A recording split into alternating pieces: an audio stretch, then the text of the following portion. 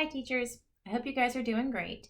I wanted to just share with you some quick tips that I have figured out about recording videos for online learning. If you are anything like me, this is not something that you have done very often. And I have recorded more videos in the last 2 weeks than I thought I would ever record in my life. So I just wanted to share with you some of the things that I have figured out over the last week or two while recording. Just because I hope it might make your life a little bit easier to kind of hear some of these tips up front instead of having to just kind of figure them out as you go. So to get started, the first thing that I wanted to share was just about camera positioning. You can see I kind of set up a frame for my video for you guys.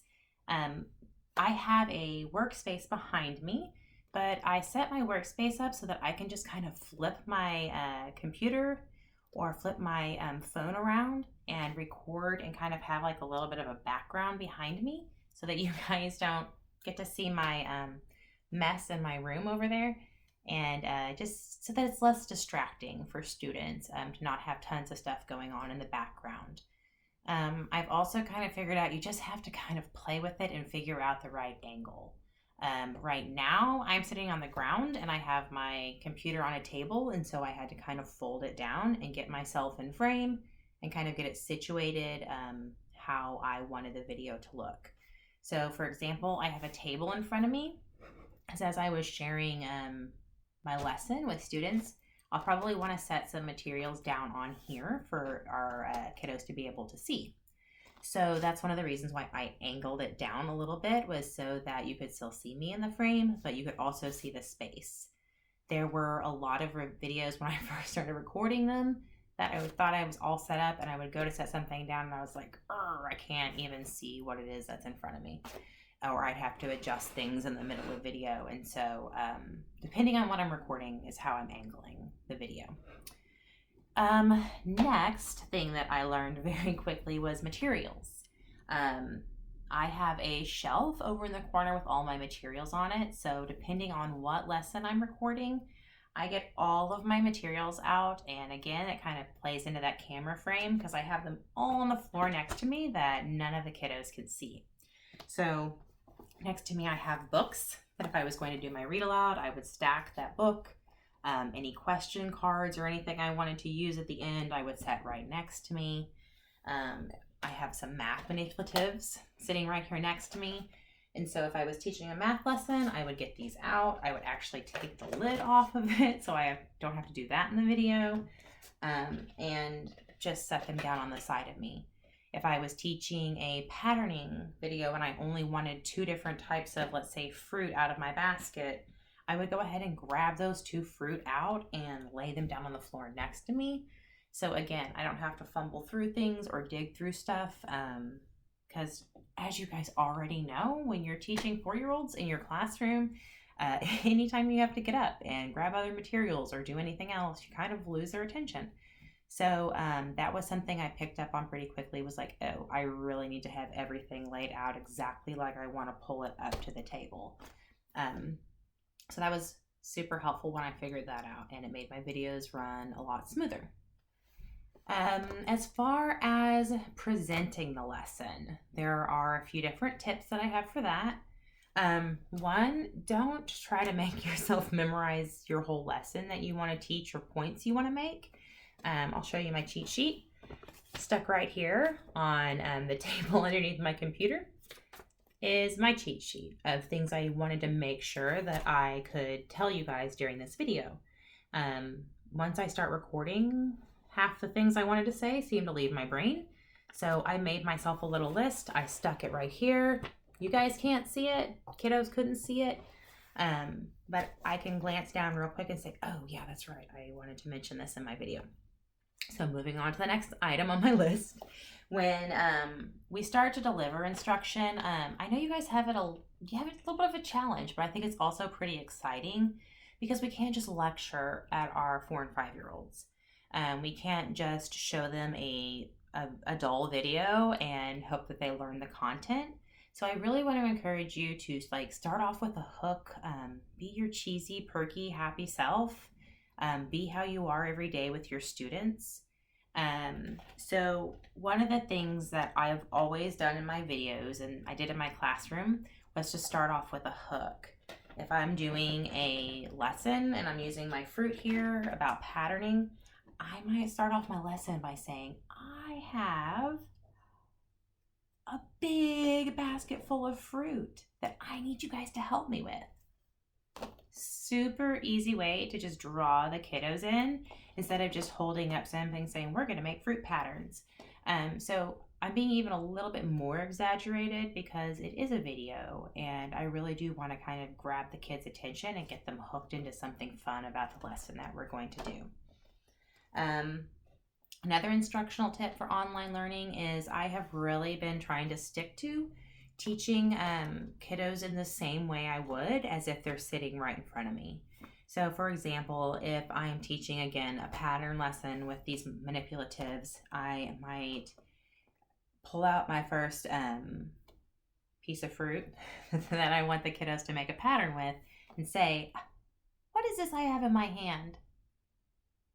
And pause for a second to give them that think time to respond to me. Even though I can't hear them, even though I don't see their faces in excitement, still teaching to them in the way that we know that 4-year-olds need, that they need a moment to process the information and pause to think before they respond.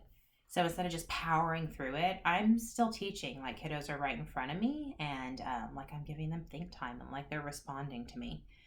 Who knows, by the end of the next week, I might be hearing them talk back to me.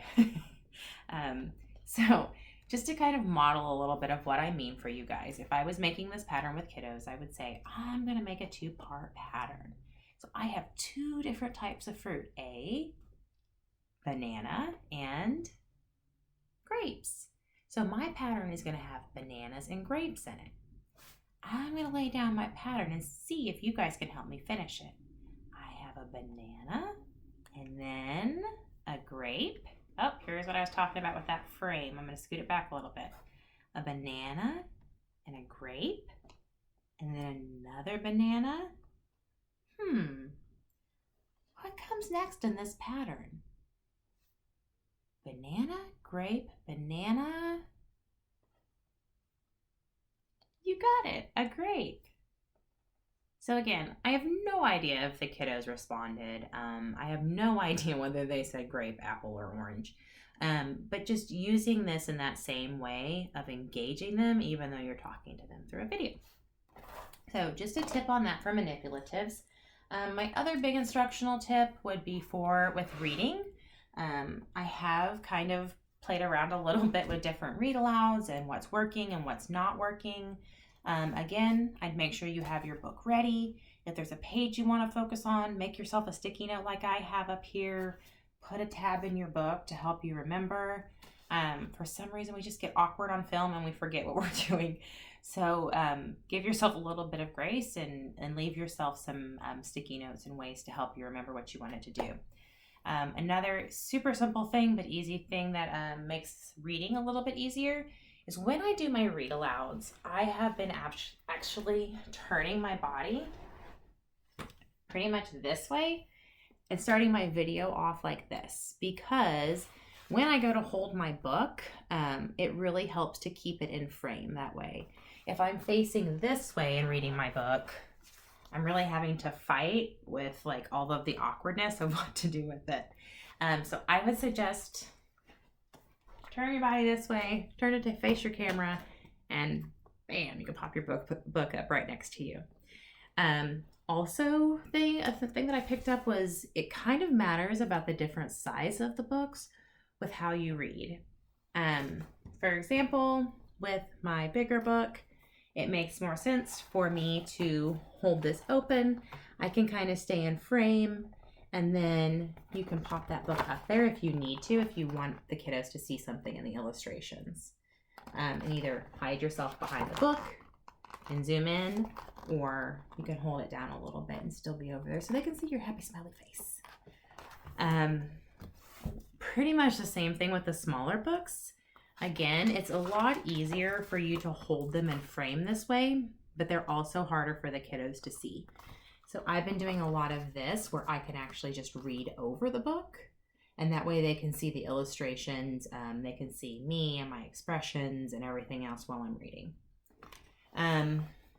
Last tip I can kind of think of with read alouds is, again, I am pausing for instruction the same way that I was when I was modeling the pattern lesson. If I'm reading this awesome Mo Willems book about duckling, I'm going to pause on a page and ask my kiddos a question. Again, like they're sitting right there in front of me. So if I read this one, hey, how did you get that cookie? And I can scoot the book up there so they can see it, and I can ask my question. Let's think back to that beginning of the book. How did Duckling get the cookie? What did Duckling do to get that cookie? You're right. He asked for it really politely, didn't he? Great job. Let's see what happens next. So again, I'm just pausing. After I do that, I'm asking my question. I'm being animated. I'm making sure the students know that I'm talking to them. Again, even though I don't know if they're watching or listening, but teaching it like they were sitting in front of me.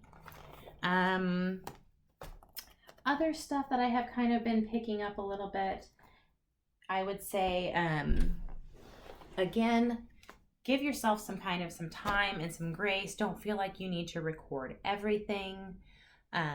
Start with read alouds. I think they're super easy. If there's something you're more comfortable with, I love teaching foundational reading videos. So that's where I started because I felt the most comfortable with that. So give yourself some grace, have fun with the bloopers. If you're going to have some. So really just kind of jump into it. The easiest way that I have found to record is I have been recording mostly from my computer, which I know I'm super lucky that I have a camera on my computer, but I've also done some recording from my phone on easier things, and I've just kind of propped it up and had it sitting there. The easiest thing that I have found to do was I created a YouTube channel, which you guys will see on this page down below. There is a link to it, and it has been, I think, the easiest to record the video on my phone or on my computer and then upload it to YouTube. And then all I have to do is plug that URL. You copy the link from the top of the page on YouTube or from your playlist on the share button, and then you can pop it right into Canvas.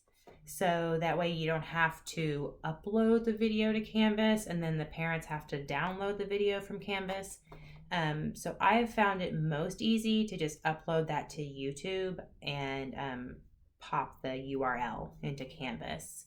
And it's also easier to keep them organized. As you see when you visit the YouTube channel, they're sort of by playlist. So each content area kind of has its own playlist, and I can go right to my YouTube channel and pull out what I need for that week's lessons. Another thing that you'll find on Canvas is discussion boards. I'm going to create a discussion board for this video so that if there are things that you want to know more about, anything else, you can absolutely jump right in that discussion board. If you have the question, my guess is other teachers have the exact same question. So don't be afraid to jump in there and share your questions and share your ideas and thoughts with your peers. We're all in this together. I hope that this video helped some. Just to save you some time as you start recording. I hope you guys have a lot of fun. Embrace it, and I'm sure your kiddos will love whatever you do. All right, I will talk to you guys again soon. Bye.